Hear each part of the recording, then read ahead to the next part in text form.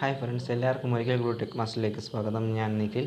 ഇന്ന് നമ്മൾ പരിചയപ്പെടാൻ പോകുന്നത് നമ്മൾ പലരുടെയും ഫോണിലുള്ള ഒരു പ്രശ്നമാണ് സ്റ്റോറേജ് പ്രോബ്ലം. അതായത് ഇപ്പം പ്ലേ സ്റ്റോറിൽ ആപ്പ് ഡൗൺലോഡ് ചെയ്യാൻ പോവുകയാണെങ്കിൽ ആദ്യം ഒന്ന് കറങ്ങും. പിന്നെ നമ്മൾ നേരത്തെ ഇൻസ്റ്റാൾ ചെയ്ത ആപ്സ് അൺഇൻസ്റ്റാൾ ചെയ്താൽ മാത്രമേ ഈ ഒരു പുതിയ ആപ്പ് ഇൻസ്റ്റാൾ ചെയ്യാൻ പറ്റുകയുള്ളൂ. ഇതെങ്ങനെ സോൾവ് ചെയ്യാമെന്നാണ് ഞാൻ പരിചയപ്പെടുത്തുന്നത്. നിങ്ങൾ ആദ്യമായിട്ടാണ് എൻ്റെ ചാനൽ കാണുന്നതെങ്കിൽ ഒന്ന് സബ്സ്ക്രൈബ് ചെയ്യുക, കൂടുതൽ ബെല്ലൈക്കണും കൂടി ഒന്ന് അമർത്തുക. നമുക്ക് വീഡിയോയിലേക്ക് പോകാം.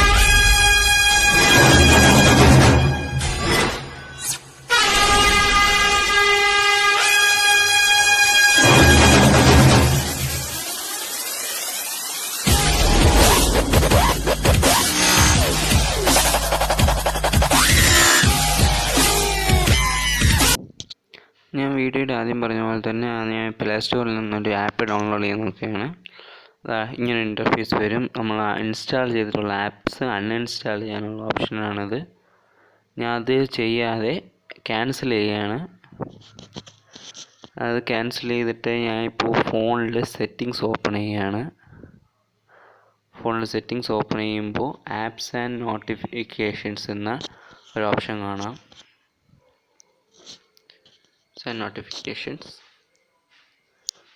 അത് ഓപ്പൺ ചെയ്യുമ്പോൾ നമ്മൾ ഫോണിലുള്ള ആപ്സ് കാണിക്കും. അതിൽ ഏതെങ്കിലും ഒരു ആപ്സ് ക്ലിക്ക് ചെയ്യുക. ആപ്പിൽ ക്ലിക്ക് ചെയ്യുക. അപ്പോൾ സ്റ്റോറേജ് എന്നൊരു ഓപ്ഷൻ കാണും. അതിൽ ക്ലിക്ക് ചെയ്യുമ്പോൾ ക്ലിയർ ക്യാച്ച് എന്നൊരു വേറൊരു ഓപ്ഷൻ കാണും. അത് ക്ലിയർ ക്യാച്ച് ചെയ്യുമ്പോൾ ഫോണിലുള്ള സ്റ്റോറേജ് വീണ്ടും കൂടുകയാണ്. ക്യാച്ചസ് ആണെങ്കിൽ ആവശ്യമില്ല, ഫോണിൽ ആവശ്യമില്ലാത്ത ഒരു ഓപ്ഷനാണ്.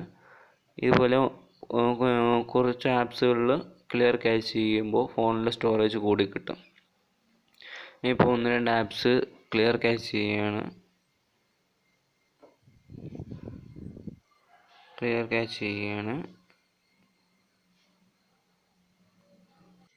ആപ്സ് ക്ലിയർ ക്യാച്ച് ചെയ്തതിന് ശേഷം ഞാൻ ഇപ്പോൾ വീണ്ടും പ്ലേ സ്റ്റോർ ഓപ്പൺ ചെയ്തിട്ട് നേരത്തെ ഇൻസ്റ്റാൾ ചെയ്തുകൊണ്ടിരുന്നു അത് ക്യാൻസൽ ചെയ്ത് ഒന്നും കൂടി ഇൻസ്റ്റാൾ ചെയ്യുകയാണ്. ഇൻ്റർനെറ്റ് സ്പീഡ് ഉണ്ടെങ്കിൽ പെട്ടെന്ന് ഇൻസ്റ്റാൾ ചെയ്യുന്നതാണ്.